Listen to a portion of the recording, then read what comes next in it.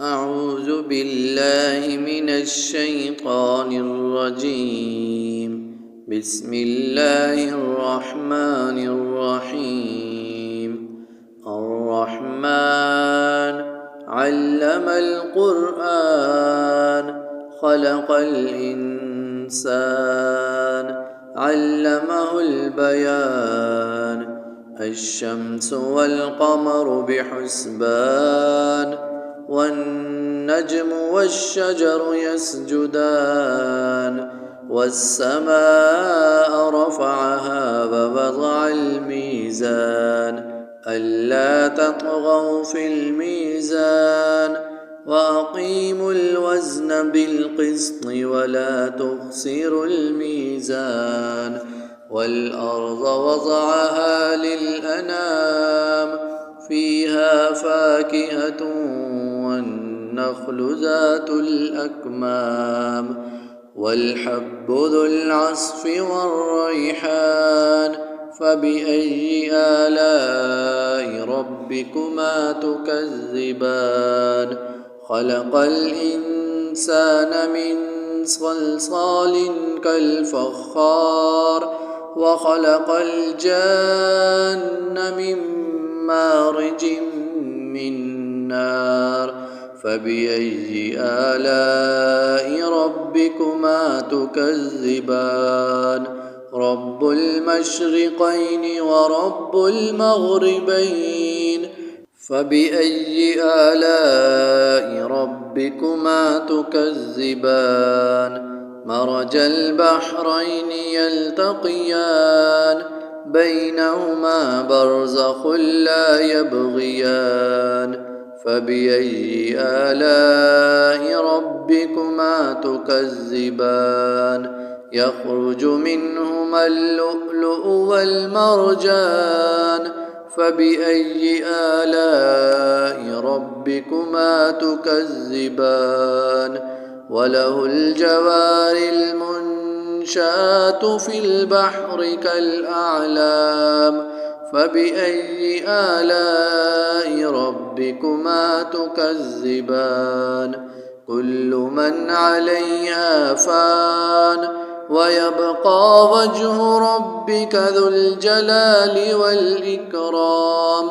فبأي آلاء ربكما تكذبان؟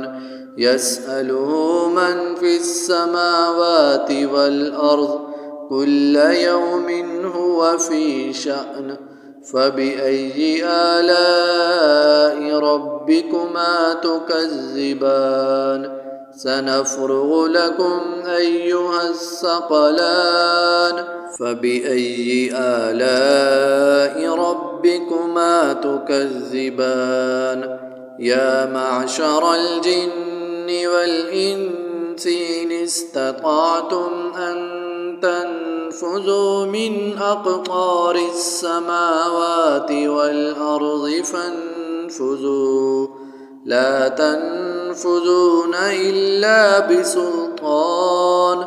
فبأي آلاء ربكما تكذبان؟ يرسل عليكما شواظ من نار ونحاس فلا تنتصران. فبأي آلاء ربكما تكذبان؟ فإذا انشقت السماء فكانت وردة كالدهان. فبأي آلاء ربكما تكذبان؟ فيومئذ لا يسأل عن ذنبه إنس ولا جان. فبأي آلاء ربكما تكذبان؟ يعرف المجرمون بسيماهم فيؤخذ بالنواصي والأقدام. فبأي آلاء ربكما تكذبان؟ هذه جهنم التي يكذب بها المجرمون يطوفون بينها وبين حميم آن فبأي آلاء ربكما تكذبان ولمن خاف مقام ربه جنتان فبأي آلاء ربكما تكذبان ذواتا أفنان فبأي آلاء ربكما تكذبان فيهما عينان تجريان فبأي آلاء ربكما تكذبان فيهما من كل فاكهة زوجان فبأي آلاء ربكما تكذبان متكئين على فرش بطائنها من استبرق وجنى الجنتين دان فبأي آلاء ربكما تكذبان فيهن قاصرات الطرف لم يطمثهن إنس قبلهم ولا جان فبأي آلاء ربكما تكذبان كأنهن الياقوت والمرجان فبأي آلاء ربكما تكذبان هل جزاء الإحسان إلا الإحسان فبأي آلاء ربكما تكذبان ومن دونهما جنتان فبأي آلاء ربكما تكذبان مدهامتان